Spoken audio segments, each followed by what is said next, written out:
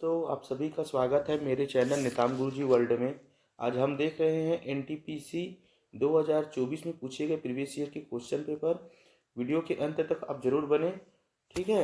ये वीडियो आपके सभी एग्जामों के लिए बहुत ही महत्वपूर्ण है, एसएससी, ग्रुप डी, एनटीपीसी सभी के लिए, ठीक है। तो वीडियो को अंत तक जरूर देखें। आज का पहला प्रश्न है, वर्ष 2023 में शांति का नोबेल पुरस्कार किसने जीता है?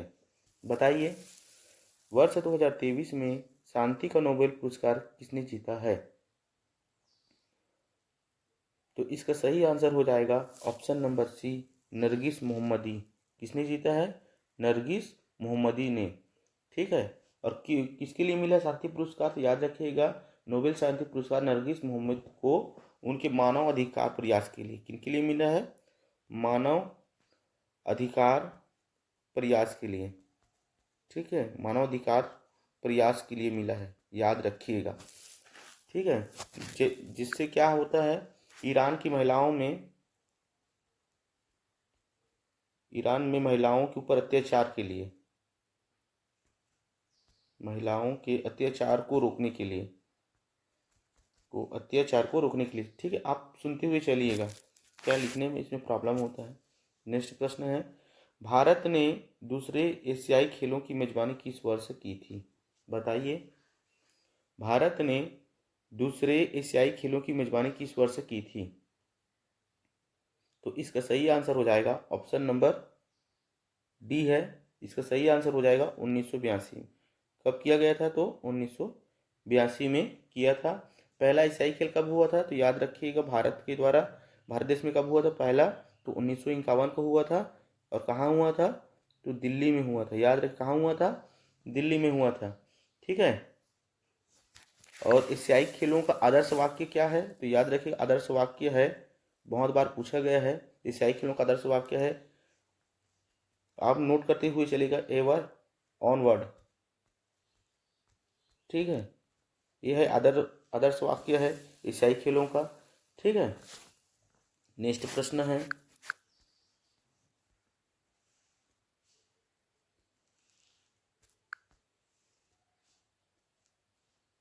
पोखरण में किस वर्ष पहला परमाणु परीक्षण आयोजित किया गया था? बताइए, इसका सही आंसर क्या क्या होगा? बताइए, पोखरण में किस वर्ष पहला परमाणु परीक्षण आयोजित किया गया था? तो इसका सही आंसर हो जाएगा ऑप्शन नंबर सी, 1974 को। कब किया था? तो 1974 को। याद रखिएगा, 18 मई 1974 को किया गया था, ठीक है। और उस समय भारत के प्रधानमंत्री कौन थे? तो याद रखिएगा, उस समय भारत के प्रधानमंत्री थे इंदिरा गांधी। कौन थे? इंदिरा गांधी जी थे, ठीक है। याद रखिएगा, पीएम थे, ठीक है।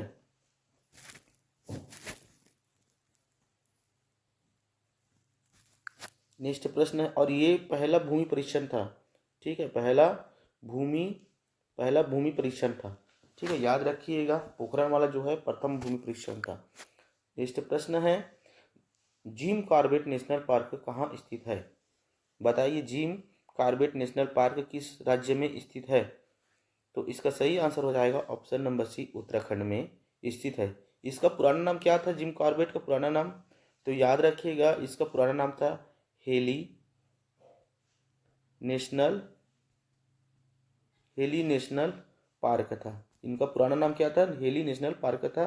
नोट करते हुए चलिएगा, ठीक है। यह देश का प्रथम राष्ट्रीय उद्यान है। क्या है? प्रथम राष्ट्रीय उद्यान है, याद रखिए। स्थापित कब हुआ था? तो इसकी स्थापना हुई थी 1936 को। इसकी स्थापना कब हुई थी? 1936 को हुई थी, ठीक है। मध्य प्रदेश में कौन सा राष्ट्रीय पार्क है? याद रखिए, राष्ट्रीय उद्यान है, तो याद रखिए कान्हा किसली है। मध्य प्रदेश में कौन सा है? तो कान्हा किसली है, ये कान्हा राष्ट्रीय उद्यान है, ठीक है जी, सॉरी, कान्हा राष्ट्रीय उद्यान है, ठीक है। और सबसे अधिक नेशनल पार्क कहाँ पे स्थित है? तो मध्य प्रदेश में। सबसे अधिक कहाँ है? सबसे अधिक है नेशनल पार्क कहाँ है? तो याद रखिएगा, हमारे मध्य प्रदेश है, एमपी, ठीक है।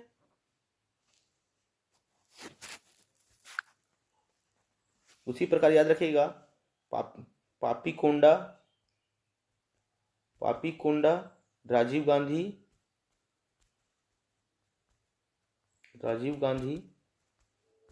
राष्ट्रीय उद्यान कहाँ है? तो याद रखिएगा पापीकोंडा राजीव गांधी राष्ट्रीय पार्क आंध्र प्रदेश में है। याद रखिएगा, बहुत ही महत्वपूर्ण है। ठीक है, उसी प्रकार किश्तवाड़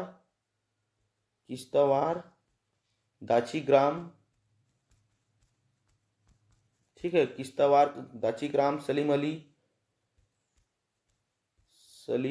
अली राष्ट्रीय उद्यान कहाँ स्थित है? तो याद रखिएगा जम्मू कश्मीर में स्थित है।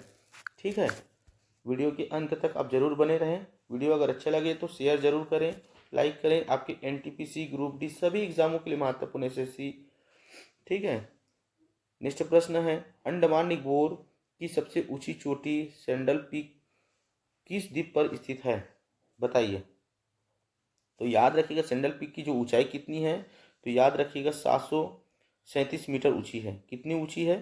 तो 737 मीटर ऊंची है। ठीक है, इसका क्षेत्रफल कितना है इस राष्ट्रीय उद्यान का?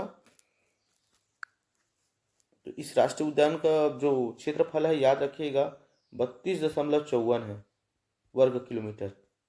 ठीक है, याद रखिएगा इस राष्ट्रीय उद्यान का कितना है, इस राष्ट्रीय उद्यान कितना में फैला हुआ है? 32.54 वर्ग किलोमीटर में फैला हुआ है। कौन सा? Sandal peak park. ठीक है, याद रखिएगा, बहुत ही महत्वपूर्ण। तो इसका सही आंसर क्या होगा? अंडमान निकोबार की सबसे ऊंची चोटी सैंडल पीक किस द्वीप पर स्थित है? तो इसका सही आंसर हो जाएगा ऑप्शन नंबर ए, उत्तरी अंडमान में है। कहाँ स्थित है? तो उत्तरी अंडमान में स्थित है। ठीक है, नेक्स्ट प्रश्न है, श्रीलंका भारत में पाक जलमंडराव किसके बीच द्वारा निर्मित समुद्र के एक संकीर्णीय चैनल द्वारा अलग होता है? बताइए इसका सही आंसर क्या होगा? तो इसका सही आंसर हो जाएगा ऑप्शन नंबर बी, मन्नार की खाड़ी। किससे है? मन्नार की खाड़ी से अलग होती है। भारत के तमिलनाडु एवं श्रीलंका के मध्य कौन सा है? तो याद रखिए भारत में तमिलनाडु और श्रीलंका के बीच, तमिलनाडु और श्रीलंका के बीच कौन सा है? तो याद रखिएगा आदम ब्रिज है। कौन सा है? आदम ब्रिज है। ठीक है, याद रखिएगा, बहुत बार पूछा गया है ये प्रश्न।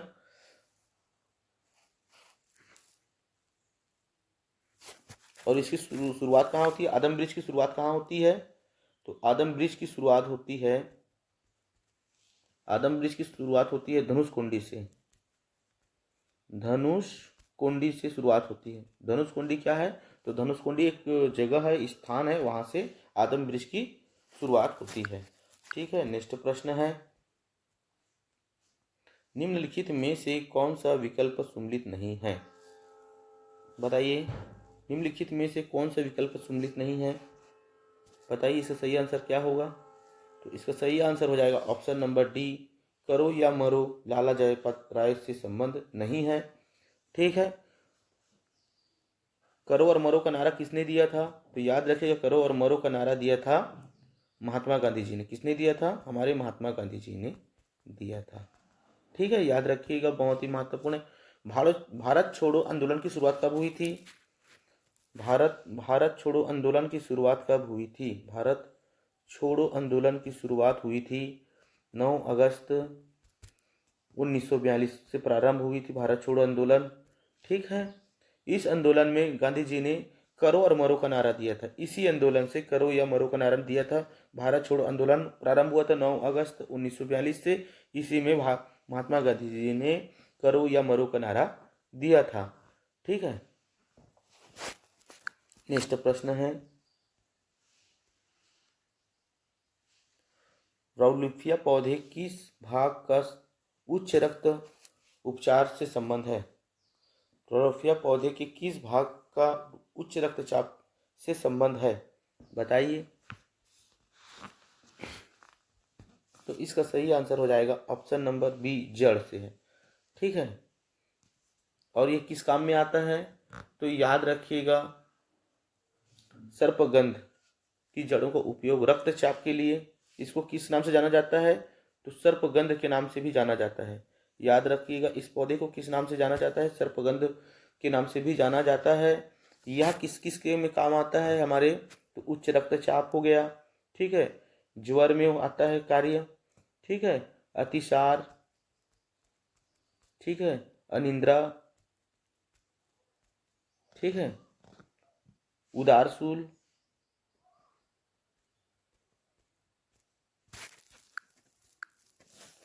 नेक्स्ट प्रश्न है, ईमेल सिस्टम में कितने प्रकार के अभिग्राहक होते हैं?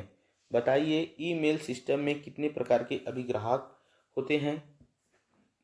तो इसका सही आंसर हो जाएगा ऑप्शन नंबर ए, 3 प्रकार के अभिग्राहक होते हैं, ठीक है। ईमेल सर्वप्रथम किसने ईमेल भेजा था? तो याद रखिएगा, रे टॉम लिंसिन ने भेजा था, ठीक है, याद रखिएगा। नेक्स्ट प्रश्न है, वह प्रक्रिया जिसमें एसी डीसी में बदलती है क्या कहलाती है? बताइए, वह प्रक्रिया जिसमें एसी जो है डीसी में बदलती है या परिवर्तित होती है क्या कहलाती है? तो इसका सही आंसर हो जाएगा ऑप्शन नंबर सी, दृष्टिकरण, दृष्टिकरण होता है, ठीक है। नेक्स्ट प्रश्न है, ये देख लीजिएगा, आरआरबी एनटीपीसी 2024 में पूछे गए हैं ये सभी प्रश्न, ठीक है। आप प्रतिदिन इस तरह के वीडियो पाने के लिए आप हमारे चैनल को जरूर सब्सक्राइब करें। ये रीजनिंग के प्रश्न हैं, देख लीजिएगा ये जो आया है, ठीक है। नेक्स्ट प्रश्न है, पंडित जवाहरलाल नेहरू ने किस तिथि को संविधान सभा में उद्देश्य प्रस्ताव प्रस्तुत किया था? बताइए, इसका सही आंसर क्या होगा? बताइए, इसका सही आंसर हो जाएगा ऑप्शन नंबर ए, 13 दिसंबर 1946 को, ठीक है।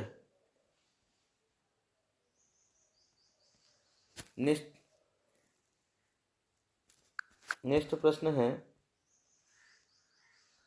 भारत अपनी लगभग खालिस्तान भूमि सीमा अफगानिस्तान के साथ साझा करता है।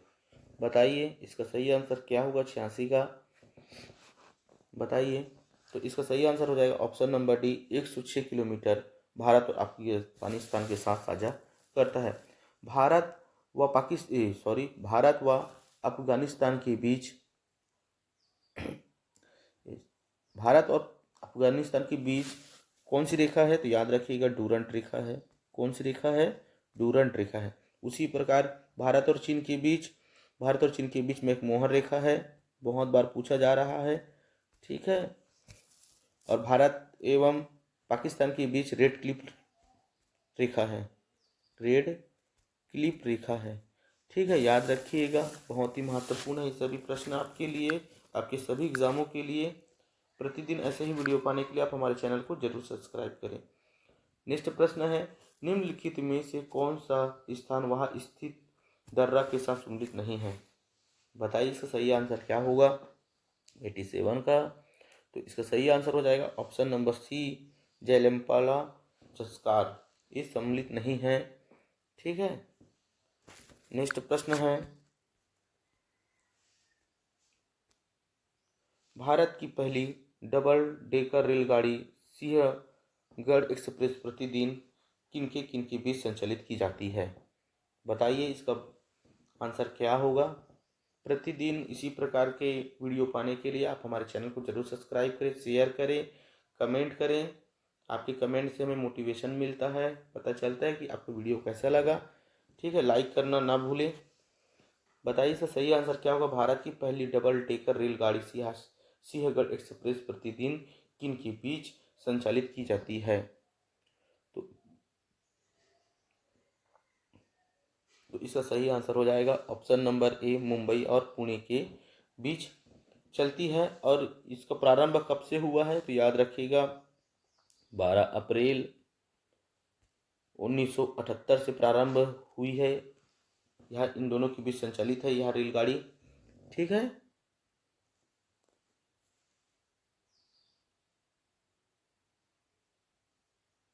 नेक्स्ट प्रश्न है, पद पर रहते हुए गिरफ्तार होने वाले पहले मुख्यमंत्री कौन बने? बताइए, इसका सही आंसर क्या होगा? पद पर रहते हुए गिरफ्तार होने वाले पहले मुख्यमंत्री कौन बने? तो इसका सही आंसर हो जाएगा option number B, Arvind Kejriwal ji हैं, जो दिल्ली के मुख्यमंत्री थे, ठीक है, पीएम थे